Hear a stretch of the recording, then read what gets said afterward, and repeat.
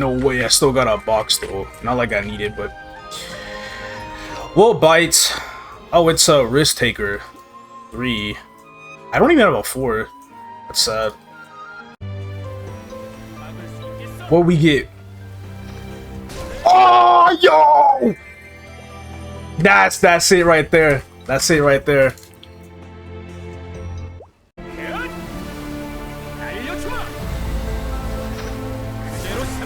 Dang. Not like I need anything anyway.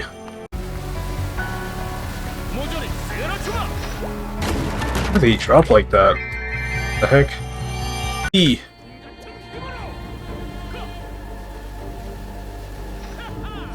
Wow. Another box. HM3. Yo. I'm gonna do Saren now.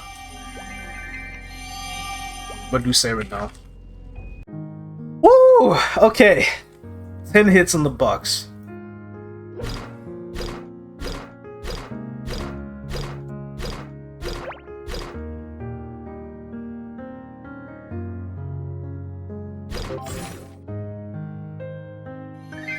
I don't hear anything. Oh my god. Damn.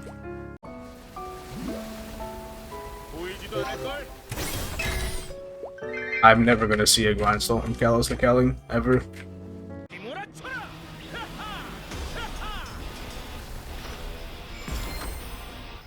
Not bad.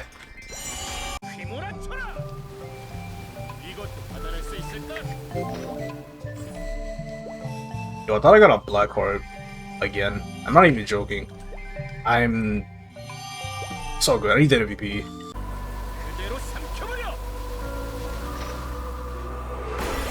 Alright, nice. A black flame.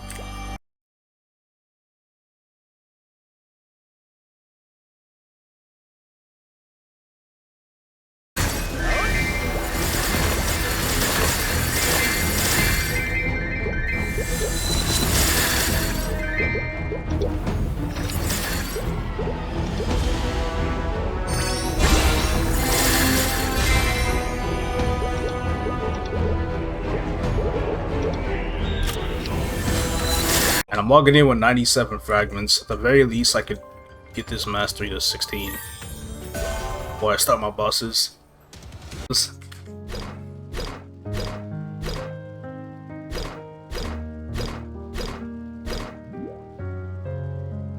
Again, this only happens once a week. I need it. I need it. Please. Dude, I keep getting the wrong box. Come on. I don't even know what I got. We're gonna see. Wow. Impressive. Oh well. We'll see what we get. Wow. That's really pathetic. Let's see this. Ooh.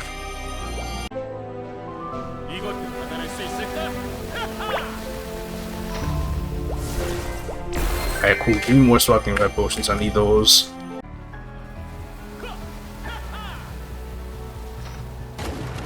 Wow. And perhaps a ring box, huh? Let's mess around a little bit. HM2. It's not bad.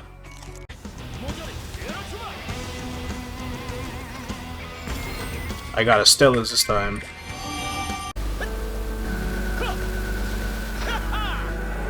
Not bad.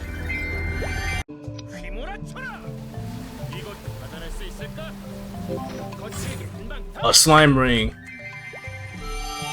That's it. What is up, guys? This is Kobe here, and welcome to episode 4 of the 2024 Reboot Series. And in this episode, I am going to go over the anniversary update and hopefully very soon reach level 285, which means I'll be going to Carcion in this episode as well. Unfortunately, this also means that our journey is more than likely going to be coming to an end here very soon. But hey, if there's any big event to go out with, it's this one that we got going on right now. So the 21st anniversary is called the Victory Cup, and we have our regular map here for it. This is the anniversary area here, and as you can tell, it's a pretty big map. Has the main theme of it is like all of the Victoria Island, you know, explorer job instructors. So for example, I'll start on the left side here. We have Helena, aka Athena, as the Genesis NPC. She is the beginning. She starts like the whole thing with the calendar and stuff, as well as this like collaboration thing. I'll go through some of these here in a bit here very soon. We have Heinz, aka Gunnar the Really Old, which is called the he hosts the snack break time, and what that is essentially the food storage, the food warehouse event that you could bring lower level characters to hit like 1k mobs 3 times a week. You know, just get those lower level characters up, your Legion up and whatnot. You know, of course, with this account in the state of how I'm seeing it, I will be participating in that event. We have Dancers of Balrog here. Dancers of Balrog, he hosts a... Let me get back up there.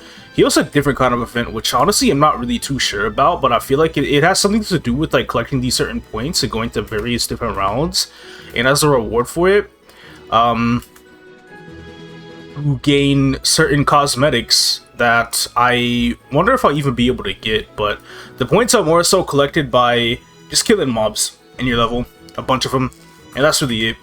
Over here we have Kieran, the pirate instructor, and she hosts the Balloon Pop event, which is the once per week Punch King that I get to do for my weekly 2%, which will be very, very nice. So if I include this week and next week, that's a free 4% basically, which leads me to about 30% that I have to grind. And I already get about 0.5 a day from dailies.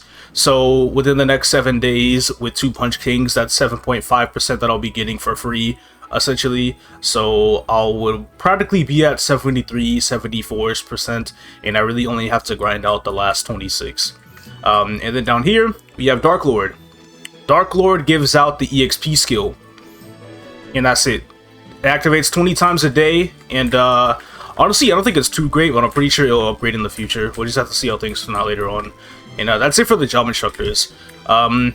Everything else we have this guy here. Apparently he is like, his name is a play on a famous soccer player, which I'm honestly not really too sure who it is. Well, football technically, but funny enough, in this map here, and if you can read his name down below, it's called Soccer. So we just gonna have to work with that. So he hosts the Maple Soccer Online minigame, which is the collaboration minigame that is going on right now that I will show later. This guy here with the airplane, he gives you a skill that allows you to AFK in the map on a plane, and you get EXP every 5 seconds. The EXP that you get per 5 seconds is not that great. As you can see, 1.3 mil, that's pretty foul, not too good. This guy here, he hosts the badge shop. And what the badge shop is the shop that you get from playing the soccer mini game, essentially. And in it, you can buy a bunch of cosmetics that also include collaboration items from other Nexon games like Dungeon Fighter and Mabinogi and all that. And then we have 10 Boogies. He hosts the trophy shop. And in the trophy shop, it's your usual generic standard weekly shop. I did my bosses earlier before the patch, except for like Kaling and Kalos, I believe. So I can already go ahead and cap out my coins, and I can just buy whatever I want from the shop. This guy hosts the stamp shop. The stamp shop is how you mainly get your coins. You get 500, it's 500 a day from the attendance, but you can only do the attendance 5 times a week for 8 weeks. So you can only really obtain a total of 20,000 stamps. In the stamp shop, you can't buy out everything in the shop like you could in previous events. And the reasoning for this is like, oh, people got so much free stuff in Dreamer and let a bunch of that free stuff expire, which is really weird because I'm not sure of a single soul that would ever do such a thing. So what I would focus on the buck currently with what we have in the shop, honestly, I don't really think there's much in here that I would want. Like, not at all, truthfully speaking.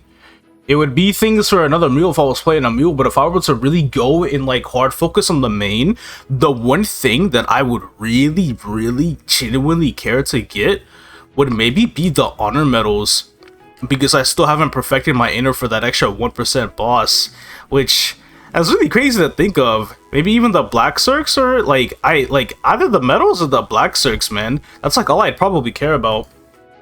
Other than that, I'll just be buying a bunch of VIP buffs. There's 5 per day in here. And then the Meso shop, which you got the rainbow flames, the black flames, and all the other cosmetic items here. And it's not really too much. But then there's a special tab, which these items are items you can win through playing the mini games. But if you don't want to like go through the prerequisites of the mini games to get these items for free, you can go and just buy them from the item shop or in the Meso shop for Mesos. You know, just get that out of the way. Cassandra also hosts the marathon event, which basically you have to collect energy drinks while you're hunting to get up to 500 meters a day. It takes a while to cap this, actually. It's like an hour, like a bit over an hour a day probably to cap it. You can't go over 500 in a day. And if you want the total to buy out everything in the coin shop, it's 10,000 meters. The coin shop essentially includes 400 nodes, 500 arcane symbols, 100 growth potions, extreme growth potions, and 40 VIP boosters, which are like the haste boosters that spawn extra mobs in the map and they give a ton of EXP. That's going to be my main goal from this marathon event. I'm going to be buying out as many VIP boosters as I possibly can. Pretty much the cap on all these items, the price of it times the cap will equal 10,000 for every single item. So you could go all in on nodes and have nothing for anything else. And then the same applies to quite literally every other item in here. So in my case, if I ever do hit the cap, which I highly doubt I will, but with whatever I get, I'm going to be going all in on boosters to help me hit 285 faster. And then we have the collaboration event, which is temp stats. And the temp stats are across like 2 different things. These are the victory temp stats. The victory temp stats are damage temp stats. Like I have a pink bean right now, which is 10% boss damage. There's also other characters like Slime and Yeti and Mushroom. Those are all the ones from Maple at least. But then there's also more characters that come from other Nexon games as well, like I have mentioned before. And you can get like all stat, boss, IED. Well, this is all stat. That's attack. HP, MP, buff duration, crit rate, normal monster damage, arcane force, and EXP. I'm probably going to be going all in on boss. I might get some IED with it, but I want to at least see if I can hit level 4 boss first, which is going to take me another 2 days of capping before I can hit it. So that's fine. Which, you know, I haven't done today yet, so I'll essentially get the additional 10 boss tomorrow. And then Team Synergy comes from doing the mini game, the soccer mini game, and you get points for this as well. With the same EXP table as leveling up the victory skills. But the synergy skills include bosses dropping more sorta, useless for reboots, higher monster collection rate, bounty hunter portals giving more EXP, which I would probably like, but I'm not sure if I'd want to pick that. Monster Park giving more EXP, Arcane River giving more EXP and symbols, and Grandness giving more EXP and symbols. What I currently have going on right now, off of dailies at least, in PE is a lot more EXP compared to the symbol dailies that I'm currently doing, even after I get Carcion. So I'm gonna be getting MPE or just Monster Park just because it works with MPE. And even then, I kind of don't want to put too much work in the synergy tab as is, because I really don't want to play that soccer game, man. I don't even care. So I'll showcase it once, cap out all my synergy points for the day, get the 10% EXP from Monster Park, and that's all we're gonna have. But how you get these points, of course. So for victory points, you kill 1,000 mobs. Kill 1,000 mobs, check in, you get the stamp, and then you'll be able to get 5 points you can use on the victory temp stats. And then synergy, you have to get 300 collaboration points. And then after that, or collection, I think it's collection. I'm pretty okay. That might say collection, not collaboration. I just keep saying weird things, but you gotta get 300 points by playing the soccer game. Winning gives you, I don't know, because I've never won, and losing gives you 100. So the most amount of soccer games you have to play in order to cap this out is 3. But I hope winning gives you 300. But it's not like I'm ever going to experience that anyway. When you cap out on your victory points, or would you turn this in for this tab, you get 500 stamps to use in the shop, and you get an hour and a half of 3x coupons every single time you claim it. That's crazy. That is 5 days a week, so there's a total of 7.5 hours of 3x for free. I'm not even joking, bro. It's ridiculous. And then whenever you turn this in for the collection points, you get 600 EXP tickets. I don't really care about that. And then 1,000 badges. And then badges, like I said earlier, it accesses the badge shop by other cosmetics. So again, I'm only really doing this for one day to showcase it. The EXP tickets, not worth doing. I'd get more EXP training the main than losing soccer 3 times. And that's just how it goes. So yeah, while I'm here, and I keep talking about soccer so much, let's go ahead and play it. Of course, the event is cross-world, so I'll be able to see people from all of the worlds. And you need a total of 10 people to play this game, so I don't really think it's anything you can regularly party up for, just because you need so many players. So I'm gonna go ahead, start the game. I should get a match like now. There we go. And then 3 minutes of the worst thing ever is about to begin. So I am Team Red. So my objective is to hit the goal in the right, or this side over here, which, holy crap, I freaking scored off for it. What the heck? Okay, so that usually doesn't happen. Oh, I got my ball taken from me. What the heck? So basically what happens is when you play this game, you have 2 skills. If you run up a ball, you can go ahead and get it, but you mainly have 2 skills. I'm shooting. Oh my god. Why is there nobody guarding me? Wow, okay, that's really weird. But your 2 skills, the one on alt is I dash. Just to help me move away from people, and also I can, oh, I got stunned. I can stun people, and when I stun people with the ball, I can take the ball away from them. But I stunned him after he scored, so it doesn't even matter.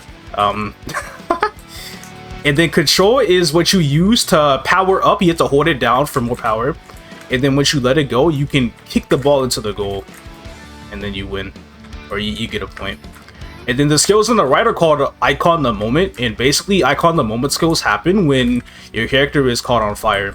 I'm not really sure how long the fire lasts, but I'm pretty sure everybody gets at least 1 chance with the fire during the game. So I don't know when my chance is going to happen, but once it happens, I will be able to showcase more of those skills, which I need to get out of this way. And oh no, oh my god, what was that? Okay. Score. Well, why are we winning so much? I played 6 games in Luna, and I lost all those 6 games by a long shot. It wasn't even a comparison. It was really, really bad. Oh, what? Oh my god. I see what it did.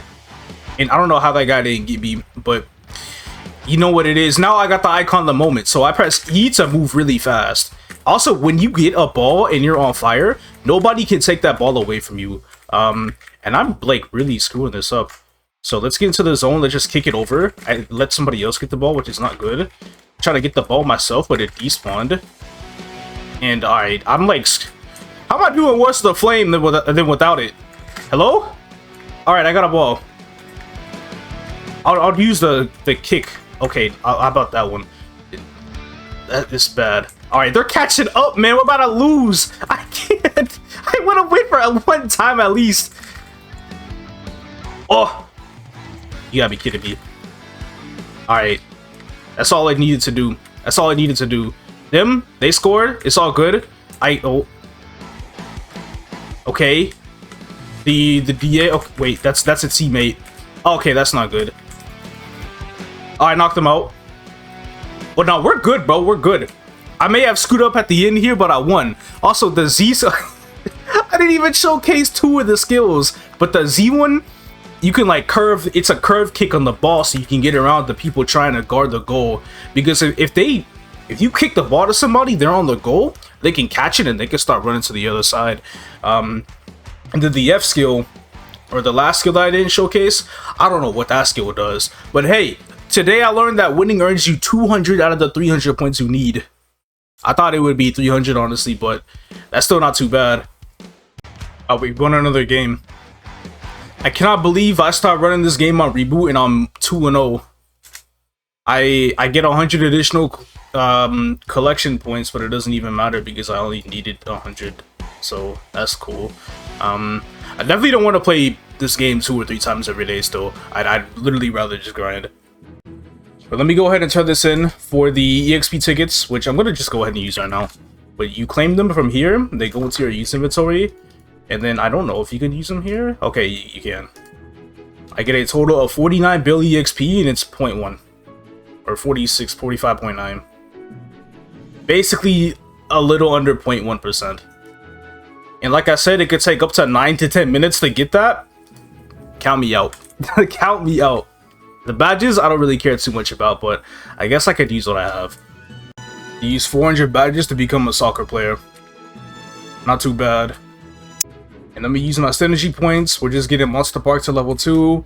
And calling it done.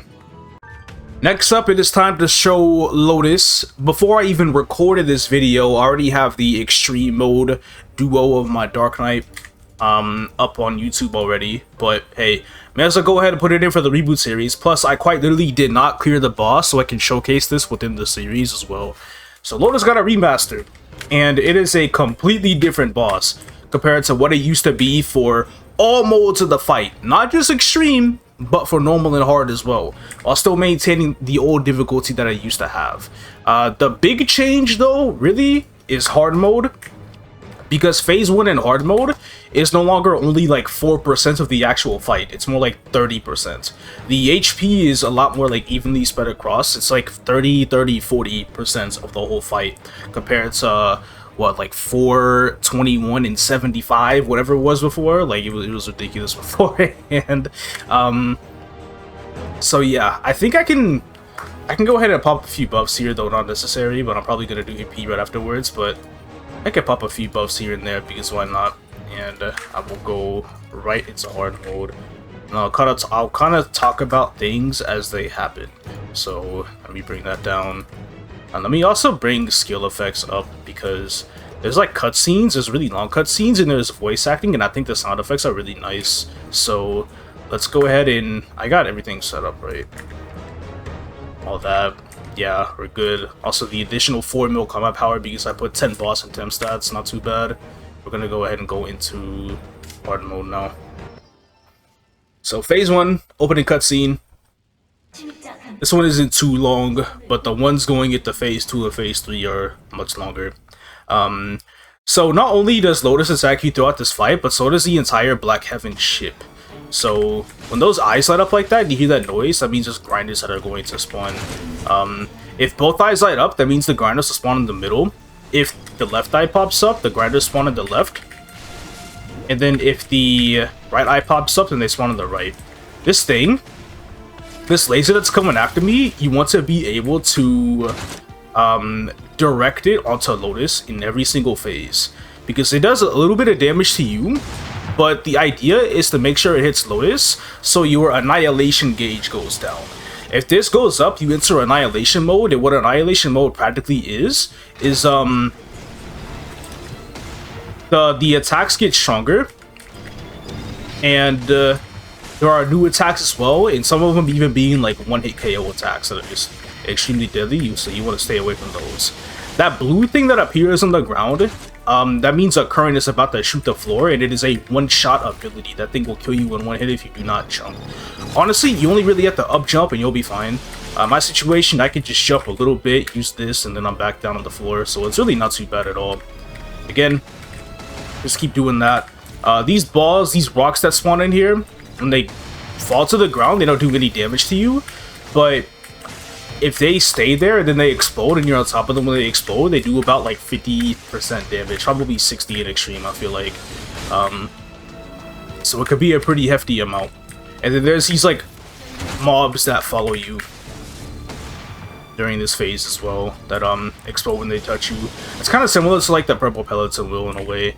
And then there's also like bombs that will appear on the ground that will blow up whenever you walk on them. But if it's been too long, they'll just automatically blow up on their own.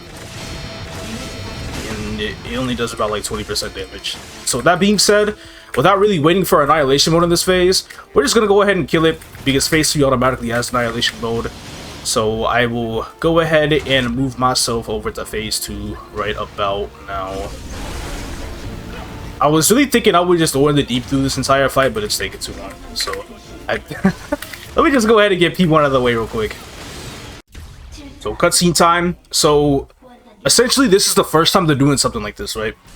And they're like, okay, let's go ahead and move from like the boss art, and we're gonna do more pixel related cutscenes, because apparently Chang Sub thought it was cool and is like, yeah, we gonna add this into the game. They feel way more animated. And he also made a joke about how current boss cutscenes are usually just close-ups of the boss's face with them opening their eyes, which is not really wrong, unfortunately. That's just how it is. Anyway, I'm pretty sure those like Black Mage Chain-like attacks, they should have been in P1. But if that's the case, if they are in P1, then they're only in Extreme. They're either only in Extreme or maybe when you proc Annihilation mode. And then of course, you still want to direct a laser onto Lotus. And then those like chain attacks, you still want to put them onto Lotus as well to lower Annihilation mode. Which my gauge is about to be filled, so I should be able to showcase it for the first time this fight. Debris is in this phase, but the debris here is very, very easy to like be able to tell, because he'll do an animation before the debris happens, and then it will spawn in a set pattern around the boss. But here I am in Annihilation mode now.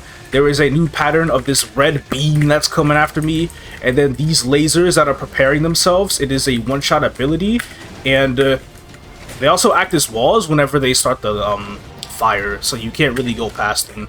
I'm pretty sure I just died because I was getting hit by too many things at once and not healing, so... But phase 2 all in all is not too bad.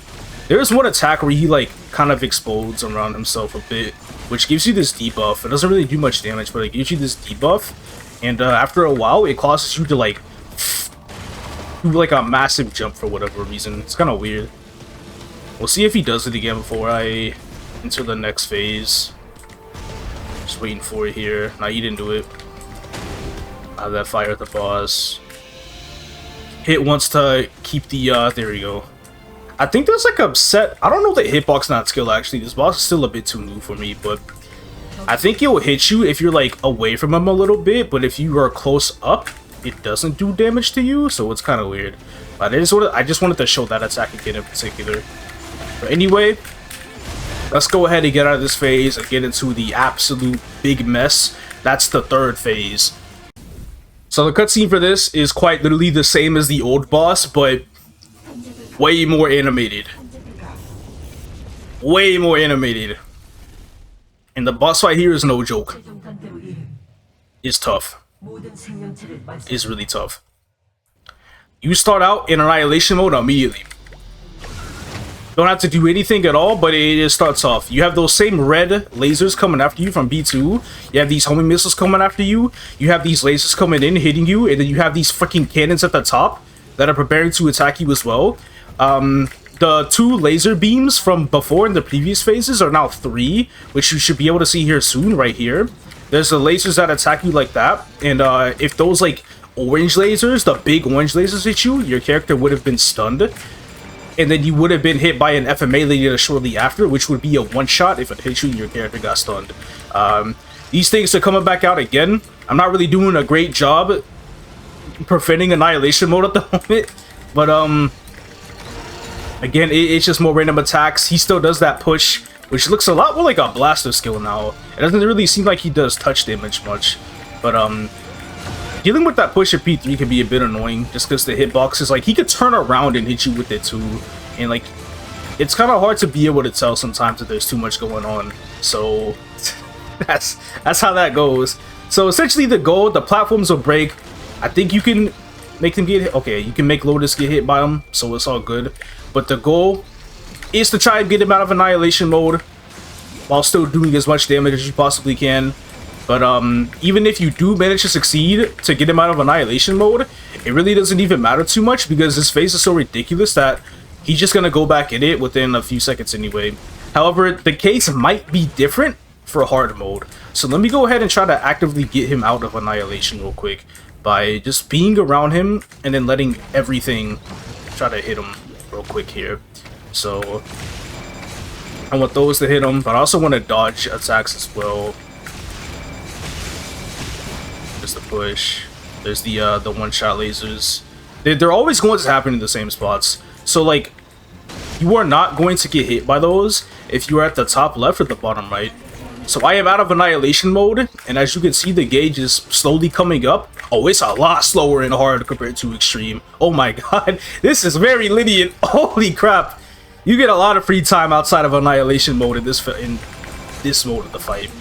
But I think I've shown enough. I just wanted to get out of that. And with that being said, let me just go ahead and finish up this fight with a bind and a burst. And like I said earlier, phase 1 is 10T, phase 2 is 10T, phase 3 is 13T.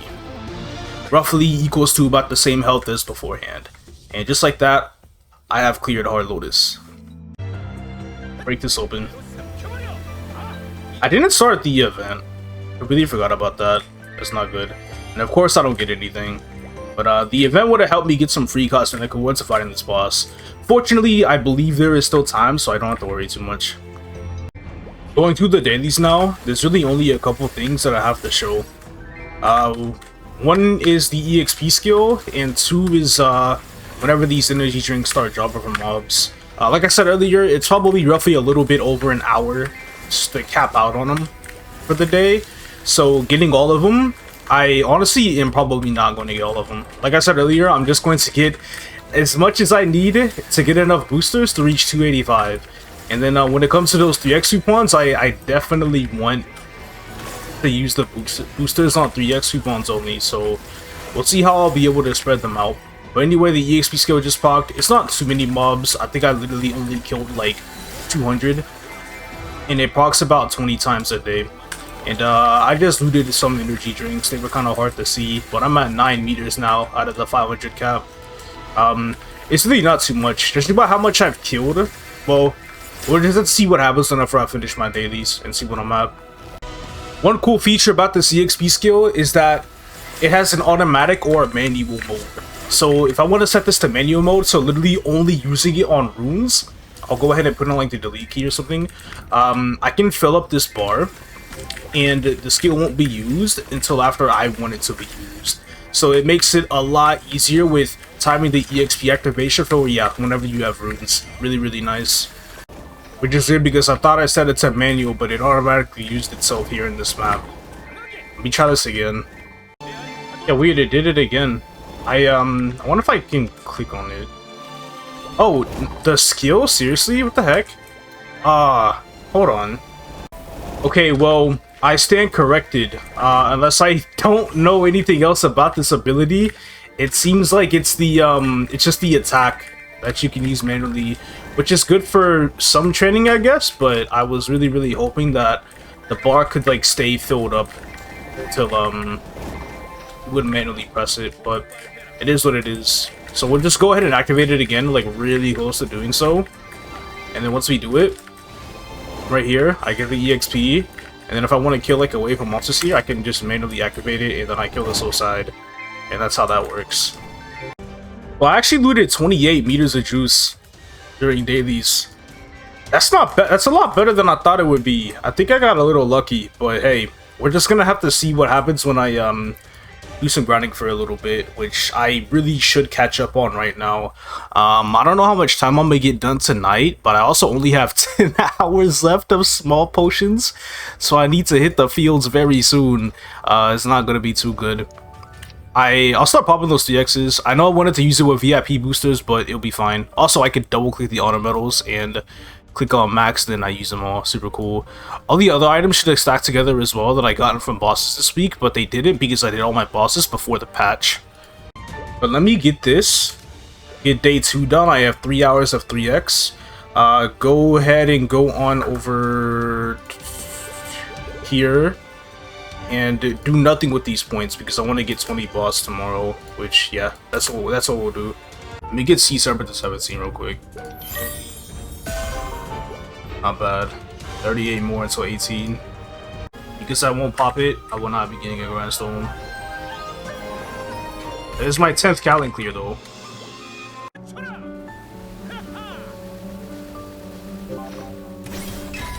Dude, I actually thought I got it. Oh my god, I'm so sad.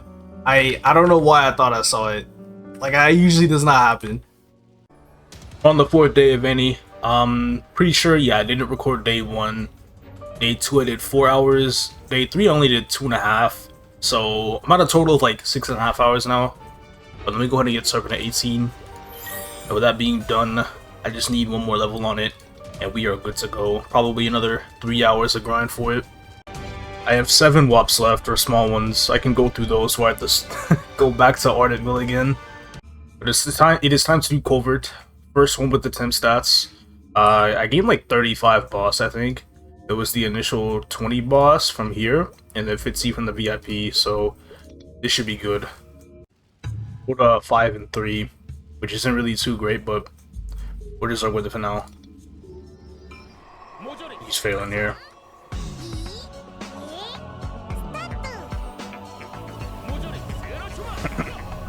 See this? I'm pretty sure with the way I use Fatal, it should happen around like 95, 94. I'll see how that's gonna work out with my first tallying. They probably beat now.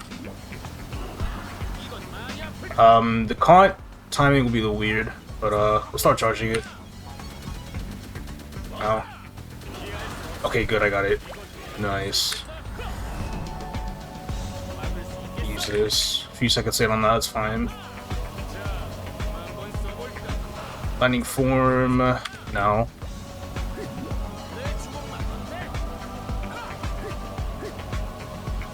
So far, so good.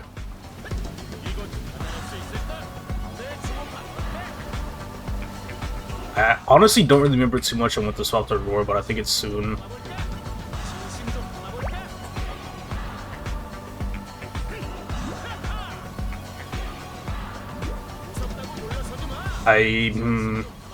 Maybe like 45 or so.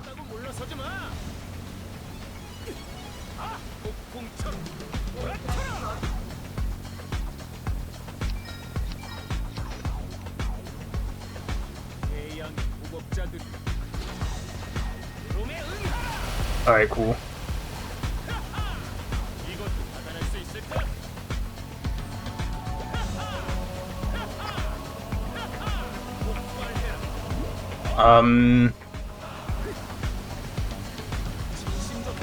Uproar here very soon. AV now, or now. We'll throw out these. Kaling soon.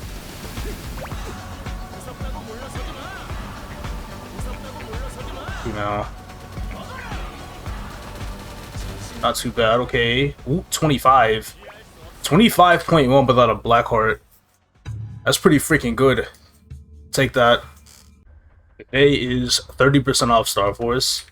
And there's nothing like messing around and accepting my first ever real 23-star item since the Eternal hit 22.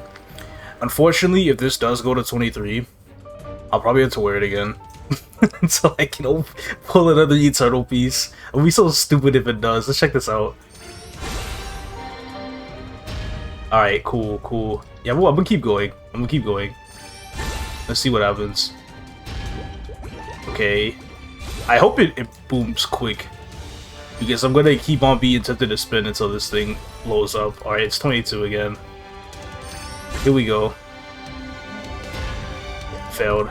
Not bad. Alright, keep it up. That's 2 tries at 23. Chance time. Doing this with the Reboot Series economy is crazy. Alright, it's gonna be hard stuck 20 now. It is gone. Goodbye, hat. I think I spent like 600 mil. Not too bad. It's also Monster Park Day today, so I need to get on an MPE run. You know what? I'll lead the party, since we got dudes jumping around doing random stuff. See, people apply right away. It doesn't even matter. I can just take anyone. But the 4x CPE EXP should do different. I should be hitting like 75% with it. It's gonna be really good. Yeah, I gained like 1.4%. Ridiculous. But alright.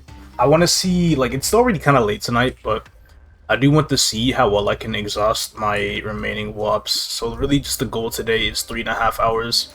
I'll try to make it to the best of my ability, and I still want to hold off on using my MVPs. I'm only left with 4 more hours until weekly boss reset, so yeah, we'll just keep those for now. Which also, in return, I should be able to finally get this to 19. And then I believe my next course of action will be Neptunus to 7. Get the origin up a little bit more. Also, once again, I had forgot the BA for Culvert. I don't know why this keeps on happening. The 3.5 hours are done. I have exhausted my gold potions. So I think before I do get off tonight, I do want to make some more of those. I just have to go up in the farms real quick. I'll pop a recipe right now. And each time I craft, I can craft in bundles of 6. I don't know if they're even in here or not. Okay, they are. I can craft in bundles of 6. So I want to be able to make a total of 36. So I'm going to need 30 juniper berry seed oils for that. And I have no idea how long that is going to take me to get. But let me go ahead and get this mastery out of the way real quick. I've officially done it. Both masteries are now level 19. I was looking at the scouter build, and interesting enough, I actually didn't realize it, but my next steps before I get to anything else is this to 9, my origin to 9, and Howling Fist to 10. Now, I definitely want to level up my origin first. At least, okay, so the build is like level 8 origin, and then level 4 Howling, and then level 9 origin, and then level 10 Howling. But I think what I will do instead is just push for level 9 origin first, and then immediately to level 10 Howling afterwards. Now, I don't know how much more I'm going to grind, because I think I'm missing, I need like 13 hours or so, I feel like, in order to get Neptunus to 9. And that's probably like all the remaining grind that I have left to do on this character. I feel like that's where I would just completely stop.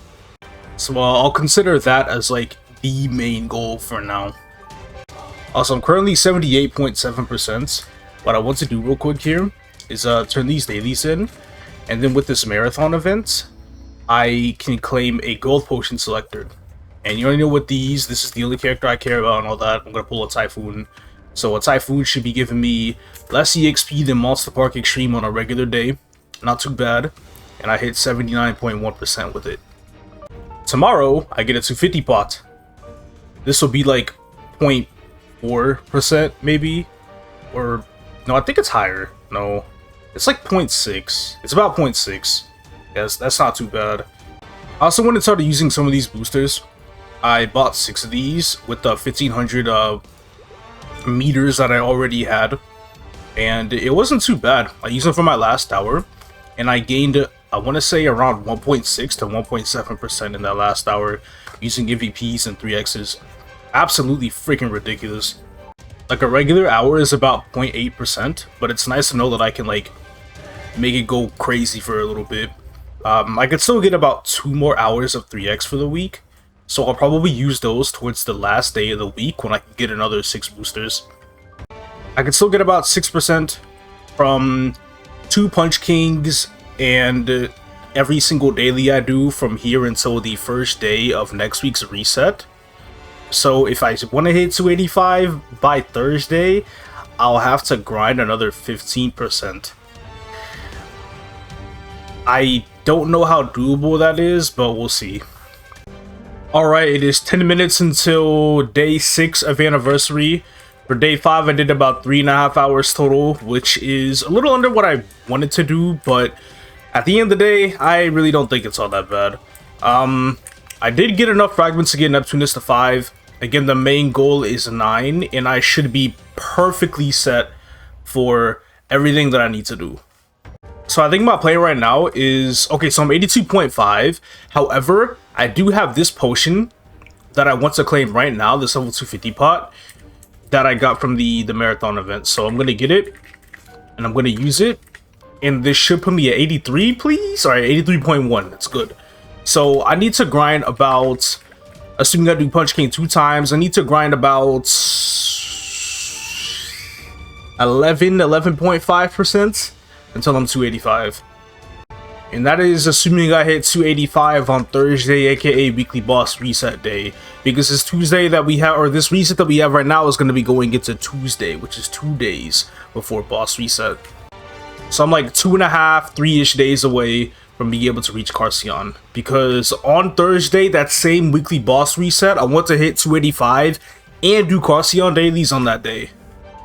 I also think we only have 2 days left of the Ursus shop. So I need to see how many materials I have because I'm probably going to dump so many on my explorers just because, yeah, I'm sitting on 498 Ursus buffs, and I have until, let me see this. Oh yeah, there was another thing I want to do, but yeah, I have until the end of April 24th, and right now it is the end of April 22nd. There are 2 full days left for me to buy out this shop, but I won't do that right now. I'm gonna do that a bit later. But there was some sort of reward. I forgot what it was for, but GM Mike reward. We are able to get 2,000 stamps, which is the regular coins, and 2,000 badges, which is the cosmetic coins, for free. And I have until April 24th to claim these, and this is per Maple ID. I initially claimed it on Luna, thinking I wouldn't be able to get it on Reboot, but that was wrong. So I'm gonna go ahead and get both of these right now. I don't really think there's much I could do with either one of them, honestly. Especially with the badges, since that's just fully cosmetics, but we can check out the shop real quick. Yeah, right, this tab doesn't really have much. This is like, I wanted to get circulators, which I still can, but it's whatever. And then the cosmetic store with the badges, whatever. I haven't spent a single trophy, but to be fair, it's not like there's really much I want to do with them anyway. Let me go to the event map. I just know after weekly reset I can get more. But I do need to save about 1k for Carcion symbols, because you could buy 25 at 40 coins each. I really wish you could buy more, because I don't really have too many symbols prepped for Carcion this time around.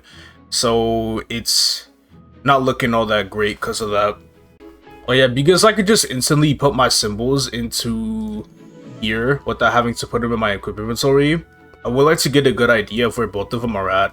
It seems like I've looted over 50 Arteria symbols since I started training there. So Arteria should be quite a bit ahead, but we're gonna put them all in there right now just to gauge where I'm at. Kalos at 641, Arteria is at 671. Alright, good to know, which means I buy out both symbols in the shop, I'll be at like 700 something, but I won't worry about that for now. I am probably going to Black Flame, and this time not my weapon, but rather my Dominator pendant. I spent all this time waiting for a source, and that's why I never really aimed to get a better flame, you know, like 60 and 6 at least, but it seems like that source is not coming my way. And as far as these symbols are concerned, I only really care about Carcion, and as I've said, I just need to save 1k, I can get more after bosses, so it's perfectly fine. So I'm going to go ahead and spend all of my coins on Black Flames, and then I'm going to get the 50 from the attendants, so that leaves me with 130 Black Flames I could use right now, in hopes that I can pull a better Dominator Flame. If I hit at least 60 and 6, that is perfectly fine, but to be honest, I'm pretty sure I do not have enough flames for that, but we'll see. I made an upgrade. I gained 60 dex. This is practically the equivalent of gaining like 6 strength, so I'll take that, but it's not good enough. I'm still 6 away from my main goal. I can't believe we're at 60 and 6 dex though, it's so lame. Oh, I'm done. Dang. I wish the instant magic attack didn't exist, but hey, I got what I wanted.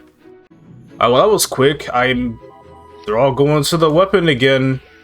It's super hard to hit anything better, but we'll see. So the main goal for the rest of the week before weekly boss reset is I train however long I can. And then right before, like as soon as I finish training for the week, that's when I do Punch King, because I want to do it at my strongest. And then not only that, I'll be popping a black card for Punch King as well, because that black card will soon be used to try normal Kalos. But I just want to get the highest possible Punch King score I can possibly get at the end of this week and then the beginning of next week, and just see how much EXP I'll be at. It's looking pretty doomed though. I am not too fond of this one.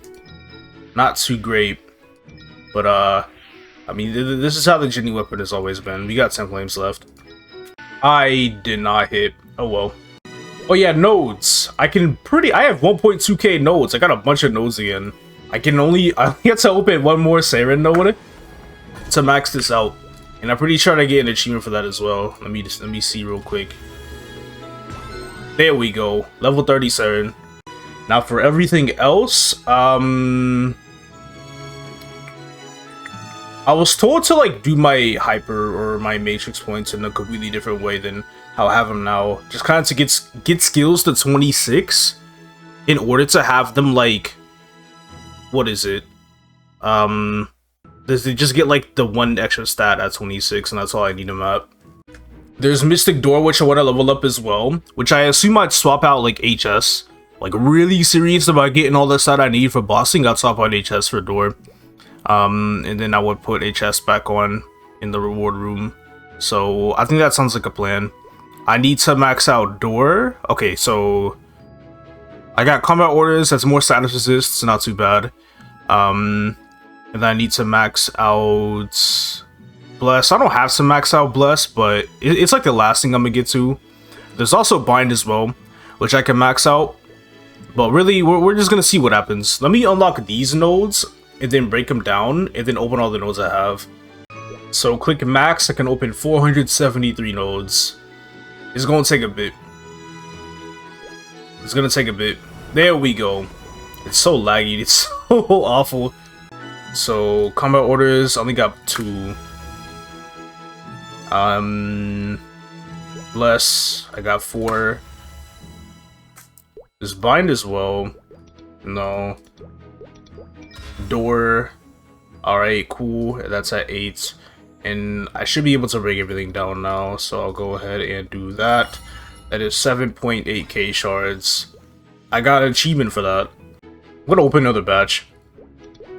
Shouldn't be too bad. Hopefully this will give me like everything I need to get certain skills done. But we'll see. Alright, the second batch gave me 4 combat orders, 2 bless, and I see 4 doors. Did I even check bind at all? Dude, I don't even know if I checked bind. I just blindly got rid of them, which I should not have done, but it is what it is. Alright, that puts me at 60.3k. Not like I really care about having level 30 bind anyway. That's like the last thing I really want to prioritize, because it's not like it's giving me any like passives or anything, so it's all good. First things first, there we go. I want to level this up, so with that I will open like 40 of them. Do 40, and then that puts it at 20. Wait. Oh, nice, perfect. I have no spares. That's exactly the amount I needed. Good. Next thing would be combat orders, and judging by what it's at, I'll open like 35. This might not be enough, but we'll see. Yeah, I need 2 more, so I'm gonna go ahead and go in here, craft 2 more. Good enough. Go and finish this up. We are good. Next up, I could use Bless. Bless mainly really just for the additional duration, which is quite literally it. This one I might need 38. I'm gonna try my luck with 30. If can I even make 38? I'm pretty sure I can. Yeah, barely. Jeez. So with that being said, yep, right the exact amount. Not too bad. And then bind just stays at 17. Poor bind. And now I need to reset my matrix points. But before I do so, I need to take a screenshot of what I currently have so I can follow this. And now that I've done that, I gotta spend the 1 mil, reset them. Okay, I have 5 points left. I hope I didn't screw this up. But 1 point. Yeah, that gets the 6. Okay. Another point here, point here, and hold on, how many slots do I even have? Let me count this real quick. 7, 11, 15, 19. Okay, I lost count again. We got to do this again live. 11, 14, 18, 19, 20, 21, 23, 24. Why did I say 23? Bo, it's the morning, man. How I like to see it, 11 plus 11 equals 22, 23, 24, 25. With 19 slots maxed out, that's 95 matrix points spent. I can spend 1 point on each slot. That's 24 slots, and then the special node slot doesn't need a matrix point, so that's chilling. So all I gotta do is put a point here, and we're good. But not like it really mattered too much anyway, but it's all good. Alright, now that I'm a super genius, I honestly don't really have to open nodes again, aside from just Fatal Strike funds, but Do I don't. Maxing out bind just to be a completionist is pretty ridiculous, but hey, I don't have to. I'm not gonna worry about it. This thing is going to expire before boss reset. So, I think what I'll do since I'm broke is I'm going to Star Force these to 17. And then with that being said, I'm going to tap it. And if I fail even one time, I'm done. I'm not gonna worry about it. The goal is to get this thing to 23 stars. We're at 18 though. Okay, well, it's done for. I don't care anymore. I can't be spending all this money. It really doesn't seem like there's nothing else I can really do. I have 4.3k black cubes, but I will feel so dirty if I don't use these on the Saren Emblem, which, like, yeah, I probably won't even get it at this rate. I'm only having one set of bosses left before I want to try Kalos, but man, I'm like kind of done. It feels really weird. Well, I think that's it. The gameplay for now is just doing PE, just so I can get out of bossing stuff and then get back to training. Today is the last day of the first week of Anniversary, and I gotta do Punch King today. However, I still want to get my grind up before I do Punch King for the day. Somewhere around 4 to 4.5 hours. I did 4.5 hours yesterday, so that wasn't too bad. So I want to see if I can replicate that here.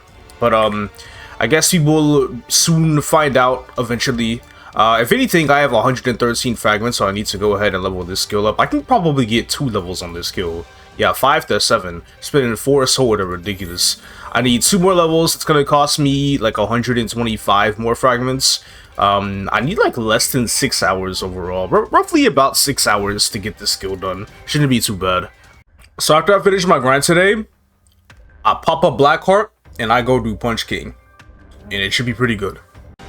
I have 6 hours of MVPs that I want to use. I have these buffs here. Now my Legion coins are a bit rough. I want to, spend them all on drop coupons, but it seems like I can only really get about 2.5 hours worth. So that's just what we're going to be working with. For EXP coupons, I have 3 hours of 2x here, and then I should have 2 hours of 3x here. So I'll pop the 2x for the first 2.5 hours, and then the 3x for the later hours following. I'll go ahead and use these 20% EXP potions today. Put the 3x's over here, and then I have the boosters. As soon as I cap these, I'll go ahead and buy the 6 boosters I need, and then it should be like a ton of EXP towards the end of my grind.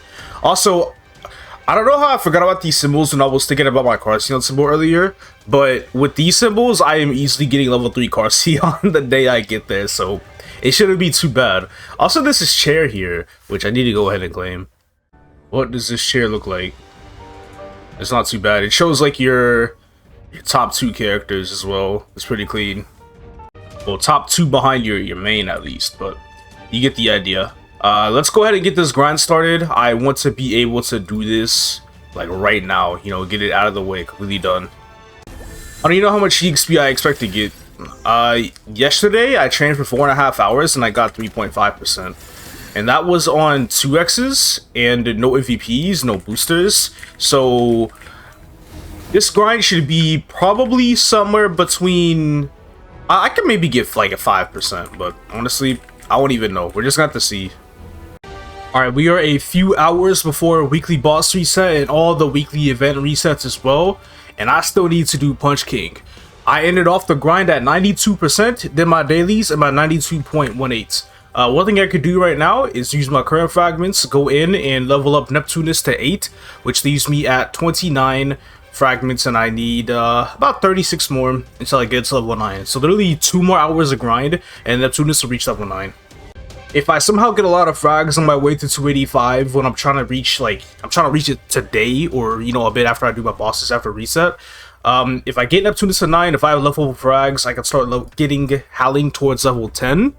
But when I say towards level 10, I mean at best, it's probably only going to reach level 2, and that's it. But since it is time for me to do Punch King, you already know what time it is. I gotta go to Scrapyard, and I'm popping Black Heart. It is time. I haven't popped a Black Heart in so long, ever since pre-lib, I want to say, around the time I was doing Hard Saren, and then it kind of like moved its way into Easy Kaling. I think I popped 2 Black Hearts in a row during that time period, like the Hard Saren, Easy Kaling, barely clearing era. So that was the last time I did it, but now we're popping another one right at this moment, and I want to see how much combat power I gain off of this. I forgot how much I like peaked at before, but it was in the low 200s, like 205 or something along the lines of that. So if I were to use this right now, it gets me from 185 to, yeah, basically about 205. And then after I kill mobs at reset, I can get 10% more boss through temp stats, and that will probably get me pretty close to 210. So that's not too bad. Before I do my Punch King, I need to do a conversion.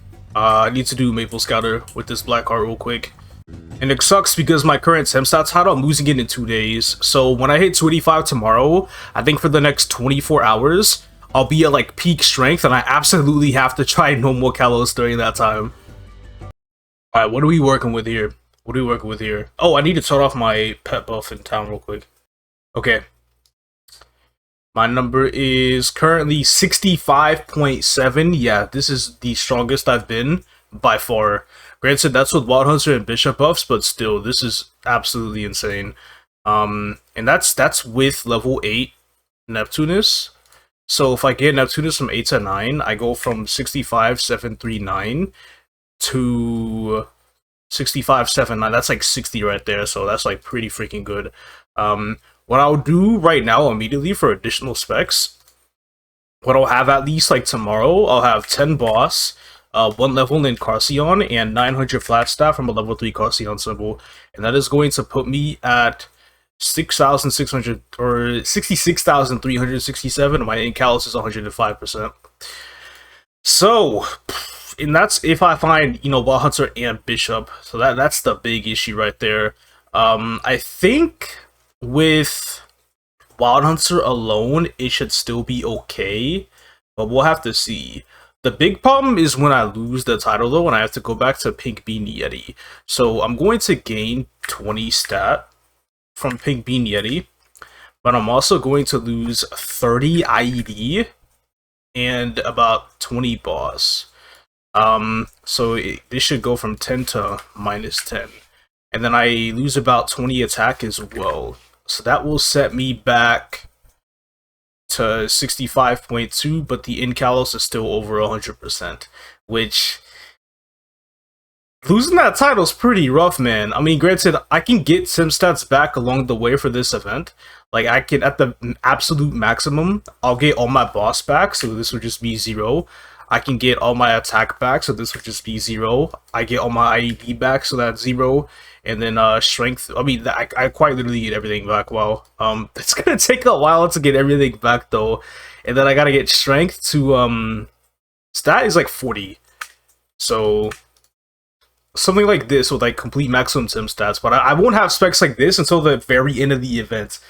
That's a little rough. And I feel like by that time I may as well add another level into Carcion. So that would put me at about yeah, 66.3. So like I have the damage that I'm going to have for the next 24 hours after I'm in Carcion until my title expires to will be the same damage that I'll have at the end of this event here. So if I do not get it down during this time, doing this is going to be a lot more difficult, but it might still be possible. It's just really crazy the time I claimed this title. Thinking I should have probably claimed it earlier. Probably could have thugged out easy Kaling clears without the title back then. You know, just random stuff like that. But hey, that's just how it goes. Anyway, it's time for Punch King and MPE. And though all my guild skills are on cooldown, I should probably consider farming stat potions because, yeah, I have not farmed stat potions at all, and I probably should. Oh, I could have got some extra gains by putting this in over HS, but it doesn't really change all too much. I think I probably get like 0.06, 0.07 FD off of this, but hey, damage is damage, man. You gotta do what you gotta do. So the approach to Punch King, I want to have it be pretty much similar to Culvert. Pop on my G skills here though. That thing, I probably shouldn't hit it. I think I'll be fine. Yeah, we won't hit it. It's okay. Pop my buffs here. And then also, I need to remember to claim Ursus mats as well, because today is the last day of the Ursus shop. As soon as reset hits, it is completely gone. But pop these buffs here, and Echo, Smithing, Guild Skills, all the Guild Skills, because I want all this EXP. And then that should be fine. Toggles. Okay, number 5 is good. I do not have to worry. Alright. And then once I enter, there's gonna be like these little paper airplanes that will tell me where like the Punch King will spawn. Really like the indicator a lot. I'm glad that they did that, but hey, it's time to go in now. Right there, right here.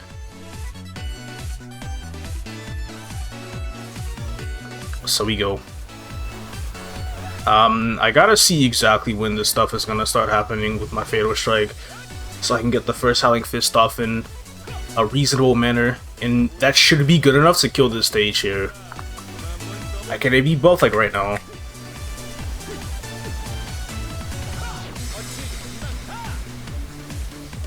Oh, charging. Oh, it went off.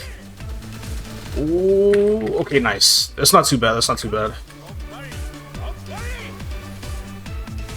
We're at 760. Pretty good. Gotta pop lightning form soon. There we go.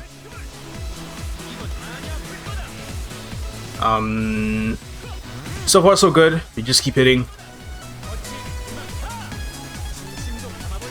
Gotta re-pop some stuff at 60.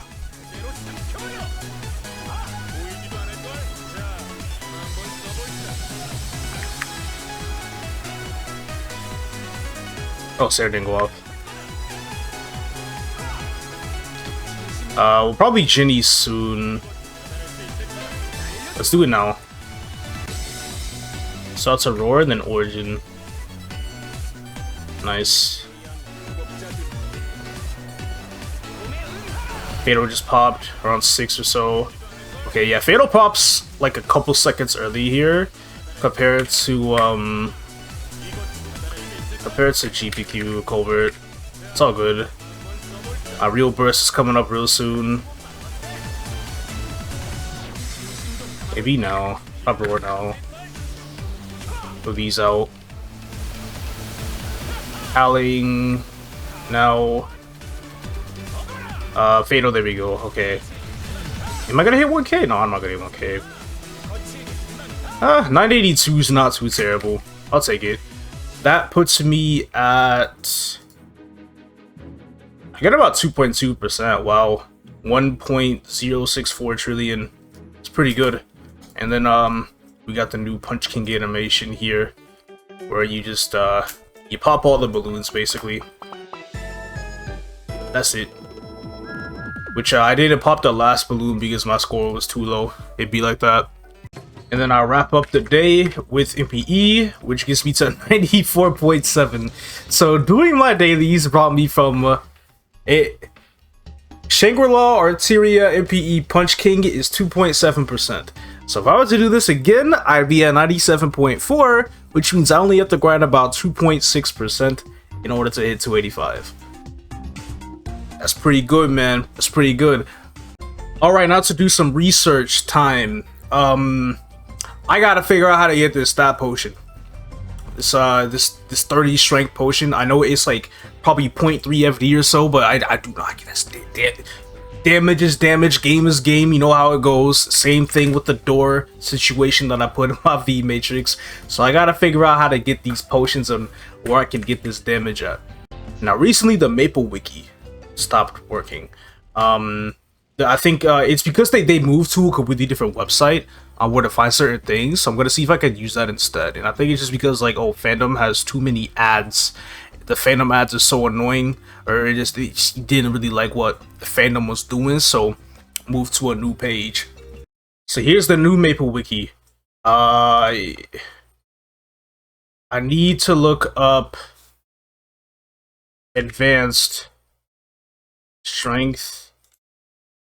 No, what's it called? It's advanced something. I'm pretty sure if I just look up advanced, it's not gonna work.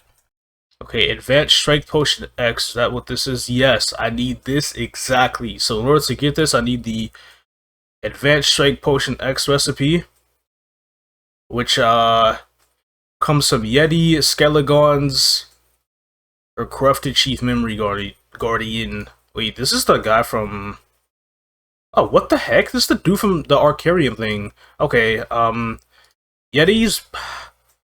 I don't know about Yetis, man. How about... There's Skelegon and Star Force Skelegons, but they don't really share a map. Huh.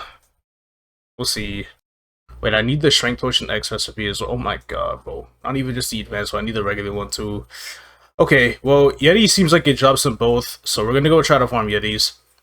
So I'll stay here for a little bit, see what happens. I'll pop a small wop. 265.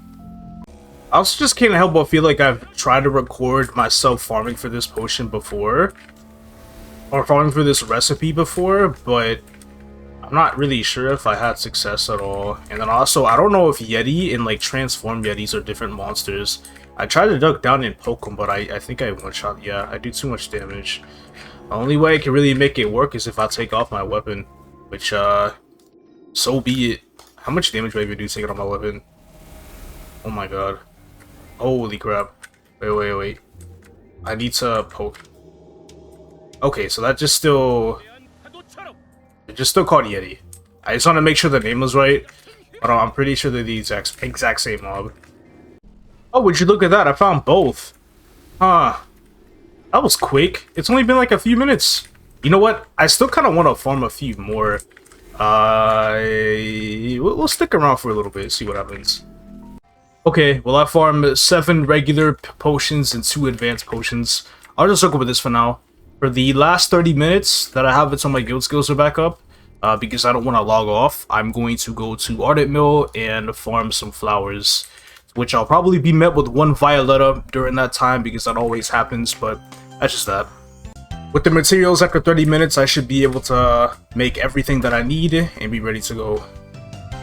Okay, let's start making these potions. Well, okay, I have 11 Juniper Berry cereals, so I can make 12 wops. I need to use up both recipes, well, all recipes, so I'll use this, go into my recipe bag, and I will also use this. Let me craft the small wops first. Get 12 of these done.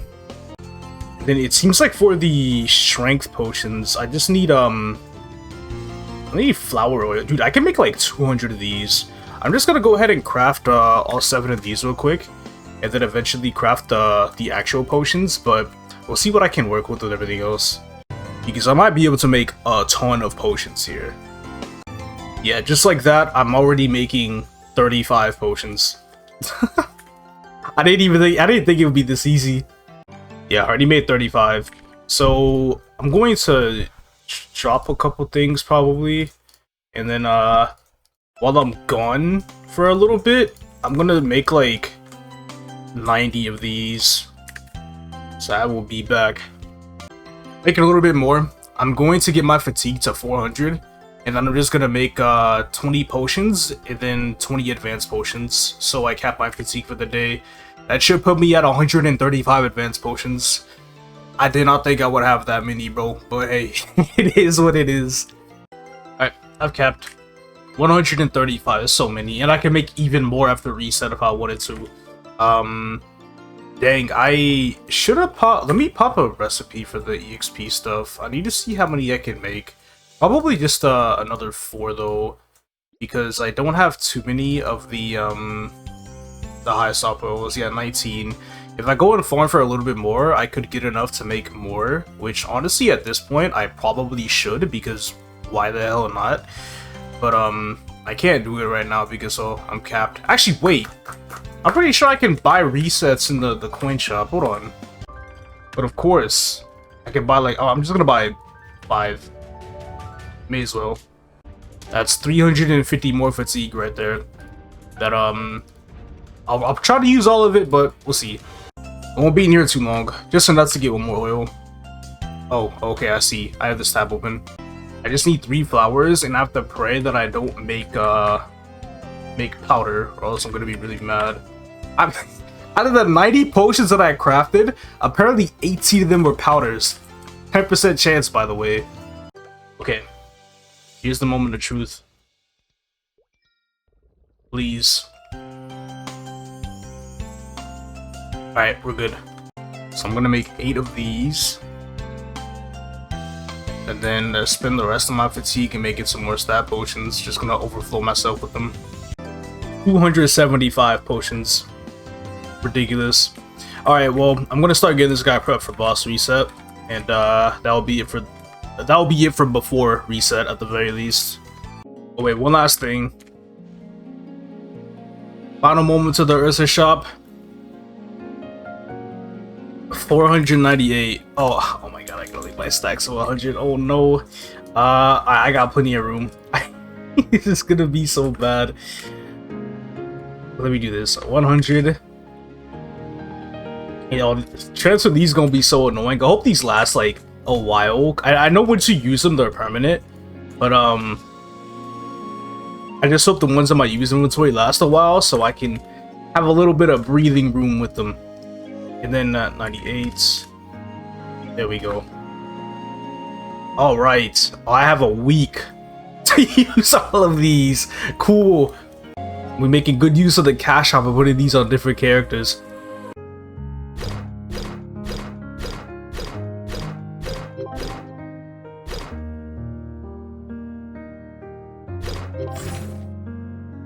Oh, come on, man! I cannot take this anymore, dude. If there was one week I really wanted it, it was this week, man.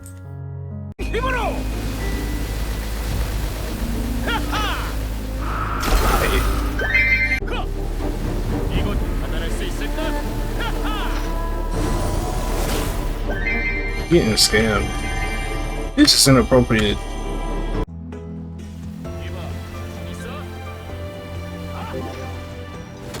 What the heck is this, man? It don't even matter. Nothing matters anymore. It's over.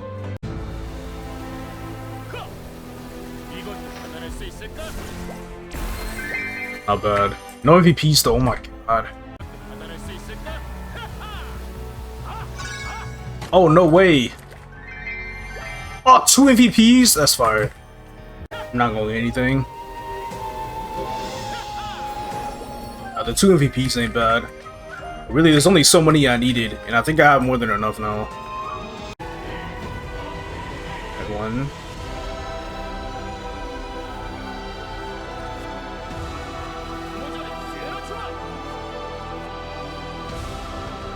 So I can get the screenshot done. It's like less than 100 mil left. No! Oh my god! Ah, dang it.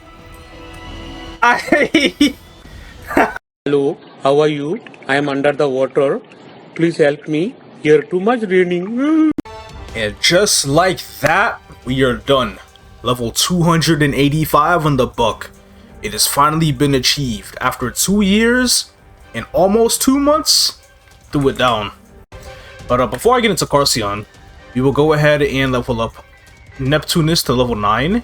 And I'm 3 fragments away from level 2 Kaling, which I may as well just go ahead and get them at this point. But before I do any sort of like stat coverage or anything like that, it is time to jump into this Carcion story. Last time I covered any type of story content, it was when New Age came out and Arteria was released.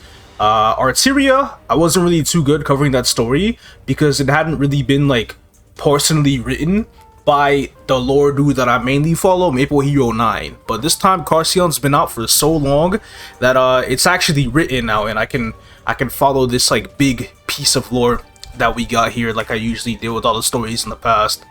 So without further ado, following the battle against Reyna and Arteria, we now have Carcion. So currently Darmor is after the powers of the Transcendents and the Ancient Gods, and we're trying to figure out why.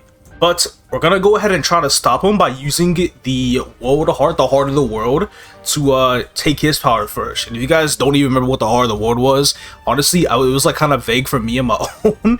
But if I recall correctly, the heart of the world was that thing that we got at the end of Odium, and we've been using it to get up to here, like this extremely powerful like ball or whatever that we had to receive from Hundun at the end of Odium.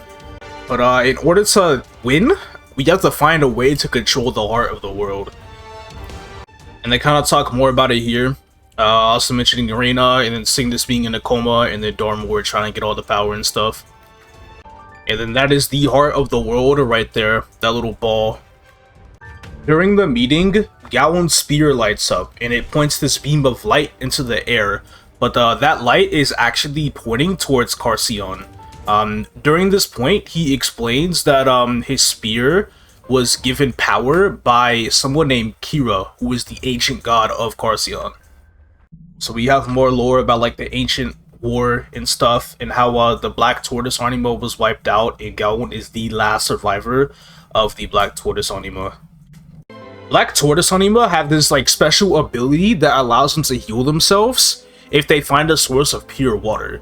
So because Galwan was wounded so badly, on top of like all his other peers being just completely annihilated, he's over here trying to look for the pure water that he can heal himself with.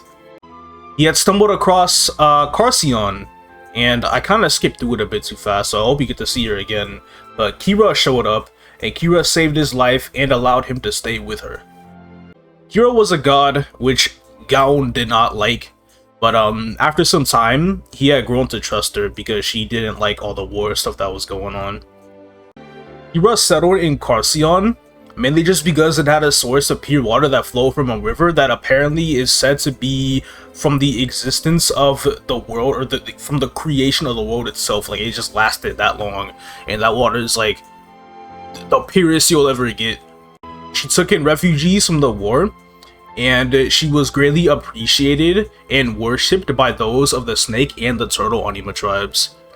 It's kind of hard to follow exactly where this is at currently, just because I don't really have anything too visible, and my Korean reading comprehension is kind of poor. But moving kind of forward with the lore and stuff, at least, Galwan, he was chosen by the Overseers to defend Odium as one of the 4 symbols, which kind of explains his placement a bit in Shangri-La at the very least when we first met him. And he was deeply conflicted about following their call, but to make his choice easier, Kira had decided to put herself to sleep, and explained that sealing herself away, she would do her part in restoring order to the world. So that's just what was done. Neidhart was a bit worried about the whole situation, or he like was wondering how the elders were okay with him holding the same power of the gods. But Galwan explained that when they made it, or he made it to Odium, Kira's power had already faded from his spear after she had fallen asleep. But the gods are reawakening, and Galwan believes that this spear, the light that is coming from his spear, was a sign that Kira is calling to him because she is in danger. There is something bad going on in Carcion, and we need to get there. So moving in, we got this dude Limbo. We got some high flora battleships coming in that are pretty equal to the Arteria ship, and they are on their way to Carcion, and Limbo is the commander of this ship. Alongside him, well, first of all, Limbo got a promotion, and he is just complete general. And then along him, we got Albert. And Albert is the dude from the Arc story, if I recall correctly, unless it's somebody else, and I'm pretty sure that's the guy from the Arc story. And then Shinsung, this guy is the Monkey Elder from Shangri-La, and then Sula the Dog Elder is also there with them as well. It's some of the traders that we have from the Shangri-La story that we saw in the past. So this guy, Shinsung and Limbo, they don't get along. He just has like, he just really likes annoying Limbo, and it just pisses him off. And it's kind of like, I guess, the comedic effect in this story somewhat. You can tell by Limbo's face that he's just like really annoyed by the way like he's smiling in this picture and stuff too. Limbo is basically, or at least how, you know, Maple Hero interprets it, is the Arcarium of the grandest story. He is constantly looking down at everybody, and he believes that he is Darmor's favorite. He also insults Arena because she failed to obtain Shinsu's power before it was given to the adversary inside the World Heart, which, this guy is really full of himself, bro. We have arrived. We're at Carcion. Such a beautiful, gorgeous, like, I cannot believe how insanely beautiful this area is. But, the water looks a bit polluted, and that's just because of the High Flora and what they did here. Meanwhile, the High Flora arrive at Carcion, and they try to take over Kira's sanctuary. She is sealed in a powerful water barrier, which I assume that's kind of what she probably put herself to sleep in. And Nimbo tries to use Darmore's powers to attack it.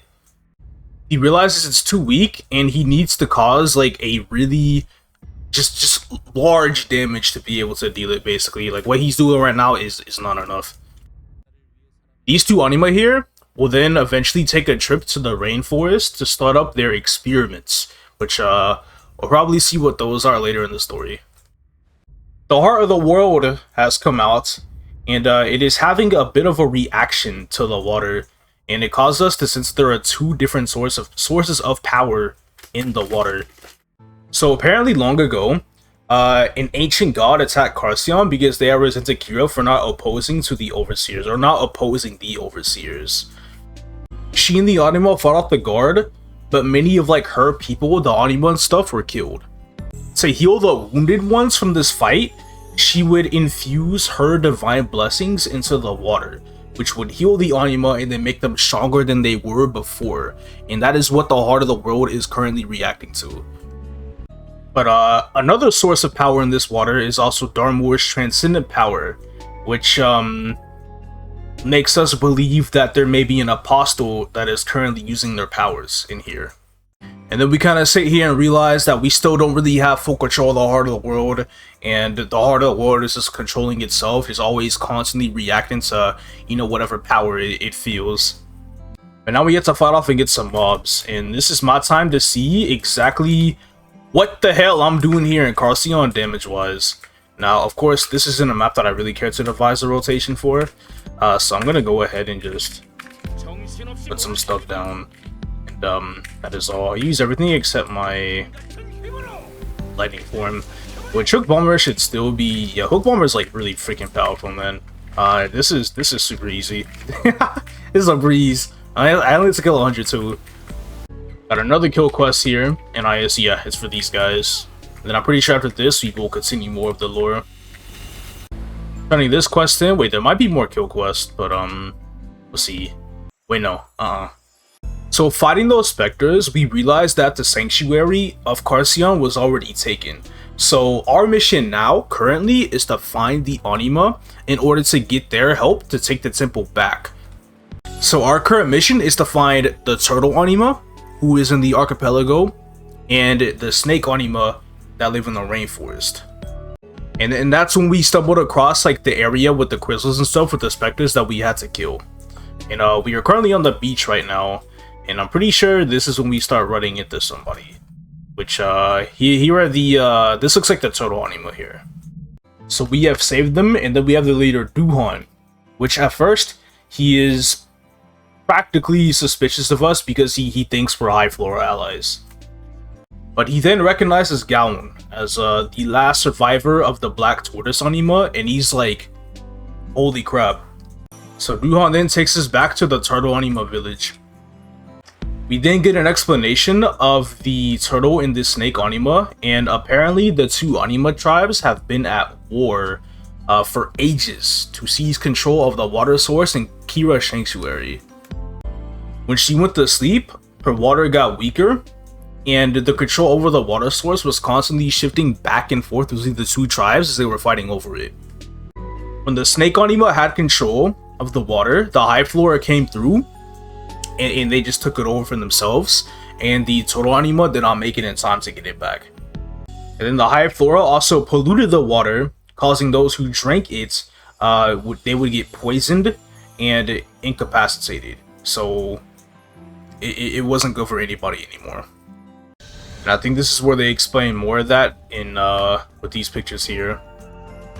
Here are some of the poison Anima that have drank the polluted water and got screwed up. They're all dying, and they're going to die because Claudine can't do anything to save them because there's no time to remove the water from them. However, hope is not lost, because we have a heart of the world, and this thing will be able to absorb the powers of the polluted poison, thus saving the turtle anima that is currently poisoned. And that's mainly just because the poison contained Darmor's power, and that is why we were able to save them. Duhan thanks us and then joins our side on helping take back the sanctuary. But not without killing some extra mobs on the beach first. This is one of the maps I want to try. In the most recent patch, they had changed the layout of a bunch of Carcion maps to resemble like the most popular map in the area, which is Among Tainted Trees 3, which is a map in the 464th area. So I'm gonna go ahead and buff up. I doubt I'm strong enough to do this, but I'm gonna buff up. Put this here. Put this here, and then do a BA and see about my mob kills. Of course, I have this rune that's carrying me, and I think the other things. Okay, wait, no, the kills are fine currently. It takes a while for Fountain and Giannis to be able to kill mobs, just because they're like kind of sort of weak. But it seems like every rotation I am killing roughly about 39 to 40 mobs. I just need to see how it is for myself with without like the crystal thing, not the crystal rune that I just had. But so far, it's still looking pretty good. Like, I'm literally getting 157 kills in 30 minutes. I haven't even moved. Or 30 seconds, I mean. And, yeah, shoot, okay. I don't have any FMA attacks to use. So, rotation, it just looks like that still. It's still really easy. They spawn, I do that, I do that. I gotta jump up a little, I guess. And then, like, bro, like, come on. This is literally all I have to do. And then every minute, I go back to put my summons back down. Absolute most broken thing. And just like that, 314 kills in a minute. Of course, my summons could be stronger, but I'm perfectly fine. Let me move on with this story. I just want to test out the map for a couple minutes, and it is absolutely a very good map indeed. And enter the Snake Anima. From here, there we go. The two look like they're about to go into battle, but then Duhan arrives. And then we got their leader of the snake tribe, and they're over here fighting each other. And of course, not doing too bad with the fighting sprite animations. I hope they continue this in the future. But we arrive, they see us, and they leave. So I guess they were expecting the snakes to be working with the high flora after they took over. But that was not the reaction that Eckhart expected. If they actually were working with the high flora, he didn't think they would just leave on site like that. However, Duhan still wants us to attack the snakes, or we have to attack the snakes and then recover the anima that they still have kidnapped. Meanwhile, back at the evil lair, Limbo was still trying to break this thing. But the barrier is actually weakening now, so it's getting a bit bad. The two evil anima arrive and they find the kidnapped snake and turtle anima on the floor. And apparently, Shinsung realizes that Limbo was torturing the anima who had finished undergoing the Elder's experimentation in order to weaken Kira's mental fortitude in keeping the barrier up. So that is exactly what he's doing. He's taking people out because Kira can probably feel it.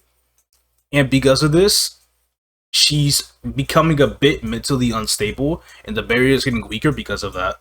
It can get easier for Limbo to break it. A bear comes in, and he lets Limbo know that the adversary, Gown, and the whole team, we all arrived at Carcion. He then orders out Bear to keep the alliance busy until he finishes breaking the seal. So just, back him off, don't let him come here, let me finish my job type of deal. We are now entering the rainforest, where the snake anima are hiding out at. We then find an empty laboratory that contains technology all the way back from Odium. We figure out that the Shangri-La Elder traders were performing experiments here, but we still don't know what the heck is going on with these experiments in actual detail. And they were doing experiments on children, so that really pisses Claudine off. So the anima are likely being held in the sea caverns. Duhan, he wants to completely wipe out the snake tribe before he saves his turtle people. I don't think that's gonna happen, but what we're gonna do is we're gonna split into two teams with me and Eckhart. We're gonna find the snakes, and then the other people are gonna rescue the anima. This is when we start doing some more mob kill quests in this area. Eckhart and I then run into some snake people. and they believe that we're allies of the High Flora. We're confused because the turtle people earlier were telling us that the snake people had sided with the High Flora. So it's a bit weird right now. We're then confronted by some specters, and we're gonna kill all of them right now. So this is Hinya, the leader of the snakes. I'm pretty sure at this point they recognize that we're not part of the High Flora, but we end up making a deal with them to help the people, help their snake people get recovered from those who also drink the polluted water, just like the turtle people. Using the heart of the world, of course. Hinya was apparently saying that when the High Flora attacked, the turtle anima joined forces with them, seizing the sanctuary and kidnapping their incapacitated warriors. But after we learn that the kidnapped anima were located by, I guess, the other group, I suppose, Hinya agrees to join us in taking stuff back. So I think we got both tribes at this point. Meanwhile, we have B Team at the sea caverns, and we see the kidnapped anima behind a force field. But Claudine realizes that their energy is strange and warns everybody to get back. So we're gonna see what's happening here. Gowan just did something, but it suddenly turns out that, wait for it, the anima transform into specters. We're trapped in another force field. But it's actually the opposite, and it was specters that had disguised himself as anima to bring us here. And then we have Shinsung, Sula, and Albert. They come here and they confront the captured rescue party. Albert orders the specters to raise the water levels in the cavern in order to drown the Alliance. Before that had happened though, Sula had told Gaon that the two people from Shangri-La, Baekyeon and Aura, they are still alive, which hoping that knowledge will give him ease in his final moments, which okay, you gave him ease, cool, but you're still killing him, that's not cool. Now we're here with the snake anima, and we're gonna save the others. With killing mobs until we get to them.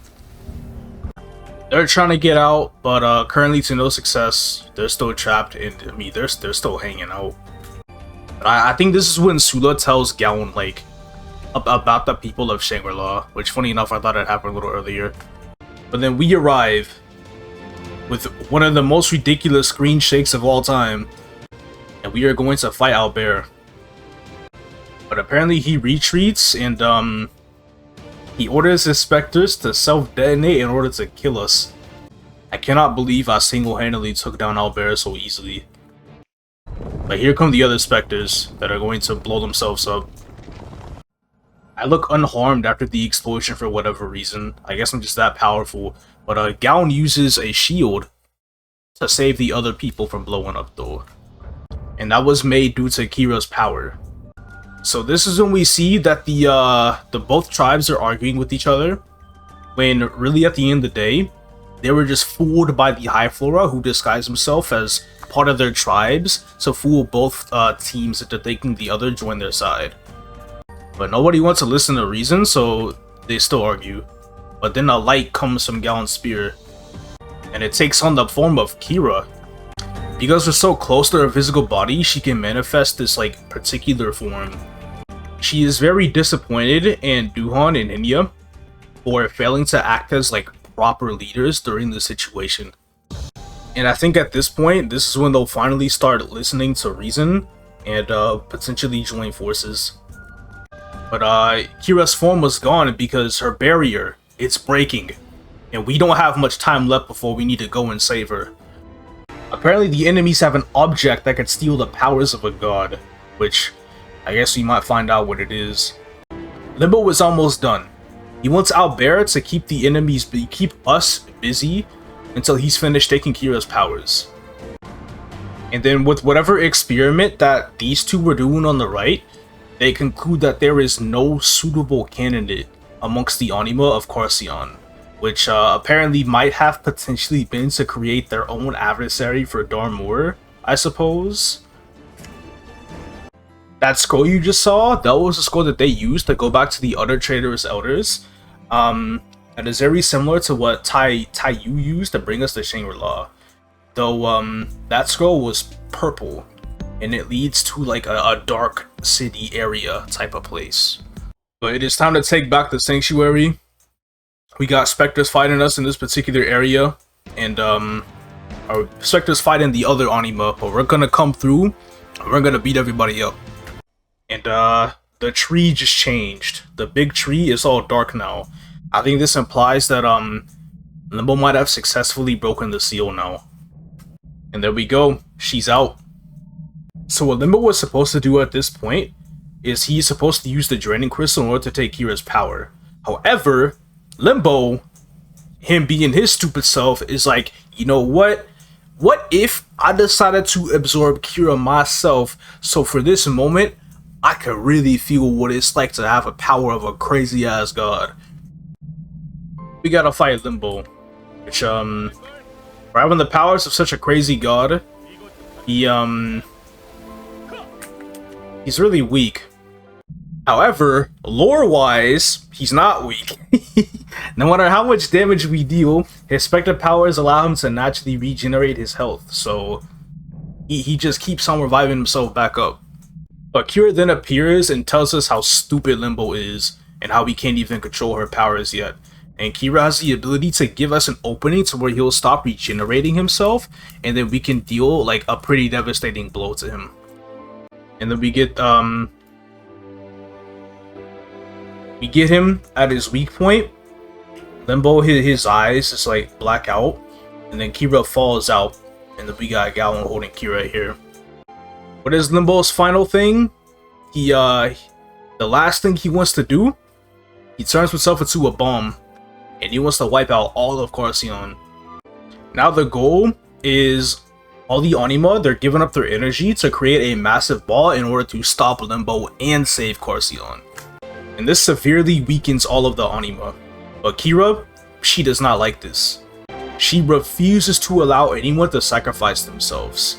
The reason why the Anima have been so cool for ages and why Domor had attacked Carcion was all because of her powers. She then declares that she will disappear from the world and that she will take her power of the gods along with her. So everything that she had, she's ready to just take it all and leave completely. So Kira will take all this power and she is going to use it all and unleash it on Limbo. Limbo is continuing to fight back a little bit, realizing that her power still wasn't enough. We had absorbed some of Kira's powers into the heart of the world during our time in Carcion. So we then used that heart, we returned the power back, and it gave Kira enough, exactly what she needed to be able to take Limbo down. Eckhart asked Limbo why Domor is going after the power of the Transcendence of the Ancient Gods. Limbo refuses to answer, claiming that lower lifeforms like ourselves can never comprehend Domor's grand purpose. And then we asked him about why the Elders were experimented on the Anima, and then Limbo claims that such experiments are nothing more than idle distractions for Domor to pass his time, declaring that their sole mission is the destruction of all life. So now we're going to arrest him, take him to Mariv for further interrogation. However, that cannot be done. Apparently, we got a past villain that comes in. Havoc is back. Limbo was super happy to see Havoc, and he is extremely overjoyed. And Havoc is just like really unimpressed by Limbo, especially as he's starting to grovel and beg for for Havoc to save him. Limbo didn't even finish the one job he was supposed to do, and Havoc is just disappointed that Limbo would shamelessly ask him to help. Havoc attacked everybody with the red lightning, and everybody is injured except for us. But then when we try to go and attack Havoc, we can't move. Apparently the heart of the world might be doing something to us. But then Havoc comes in, and he uses a draining crystal to absorb Kira's powers, rumbling to himself about how many more gods he's going to have to eliminate before they finish. This is when Gallon used the last of his powers to create a shield around Kira. But it doesn't even matter, because Havoc already filled up the crystal and he can leave. He was looking forward to seeing how strong we've gotten with the heart of the world, but then he just looks at us and calls us all a disappointment, because we were not a challenge to him at all. He has Limbo slumped back on his shoulder, so he is coming to save Limbo, he is bringing Limbo back, and he tells us to be more entertaining, even more so than Saren. Interesting. At this point, everybody gets back up, and Kira decides that she is going to use the last of her power to cleanse the pollution in Carcion. She's too weak to restore it completely, but in due time, the land should be just fine. So this looks like a more complete powerless version of Kira, explaining that there are no more divine blessings in the water, and in order to defend Carcion on our own, we need to use our own strength. So we're bringing Kira back to Areve, and she explains that she's only going to stay here for a little bit until she regains more of her powers, because she does not want to make Areve a target for Darmor. Carousel, however you say his name, the dude from Cernium, he comes back and he has an important message. He tells us that it wasn't just Maplewood and Carcion that were attacked, but the High Flora have been conducting coordinated targeted strikes throughout all of Grandis in order to take the power of the ancient gods with draining crystals. We then wonder to ourselves whether the draining crystals are an offshot of the God Spears. An offshoot. God damn it. After being in the shadows for so long, the Apostles are the ones that have been leading this attack, and they've already stolen the powers of many gods in these attacks. He believes that this confirms that Darmor only cares about the power of the ancient gods and not the gods themselves. This is a plan that the foes have been planning for a really long time, and they're finally taking action. And now this is when we start realizing that we need to gather as many allies as possible so we can fight back. You then get a message from Saren, and apparently she's on the way to restore the Holy Sword Azor, and she asks the adversary to cross the continent and meet her at the place where the road began, which apparently should be the next area, and we will be seeing Saren again there. So we tell Nineheart that having control of the heart of the world, we still haven't really been able to fully master its power. And then we also told him that Havoc had us completely defenseless, and for whatever reason, he chose not to kill us, which indicates that there is some type of reason that Darmor still wants to keep us alive for. But Nineheart still wants us to continue following this path in order to master the heart of the world. You know, fully get like giga control over it. Yaon and Kira are going to go after Baekhyun and Aura, since Sula had confirmed that they were still alive. Taking the powers of the gods to the heart of the world won't be easy. And there are two ways in which it can be filled with power. One, a god willingly giving their power to be agreed to inherit their will, or two, forcibly taking it after defeating a god in combat. So the only two ways the heart of the world can obtain the power from a god. We've used both methods. One time when Shinsu gave us her power to protect Persignis, and then the other when the heart of the world drained Darmor's powers inside Kaling after we defeated her. But it's really important that we grow stronger as the heart of the world grows stronger as well. If it's way too powerful over us, then it could potentially take away our own powers as well. Alright, now we're in Evil Lair time. Havoc and Limbo reported what happened to Carcion to Darmor, and Darmor is interested to know that we managed to consciously use the heart of the world. To which Havoc also reminds Darmor that we also made a mess of Limbo. Limbo is terrified and begs Darmor for another chance, vowing that he will not fail again. This guy. Darmor is unconcerned about Limbo and tells him he's not mad. He declares that it's time. Nothing that he can hear the prayers meant for the false gods. He then orders the apostles to bring them to him, declaring that he'll bring forth a true paradise.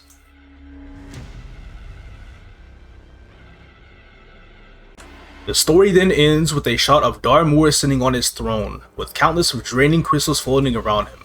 These crystals are implied to have been filled with the power of all of the ancient gods that the apostles had attacked during their raids throughout the Maple World and Grandis. And just like that, the Carcion story is finished. So some pretty big stuff is coming moving forward. We'll soon meet Saren again, and we're gonna see what's gonna happen much later in the future. But just like that, I completed the story, I got the symbol, and I can start doing my dailies. I just can't believe that we're finally here. To have the Buck and Carcion, of all characters, like, it still seems unreal to me.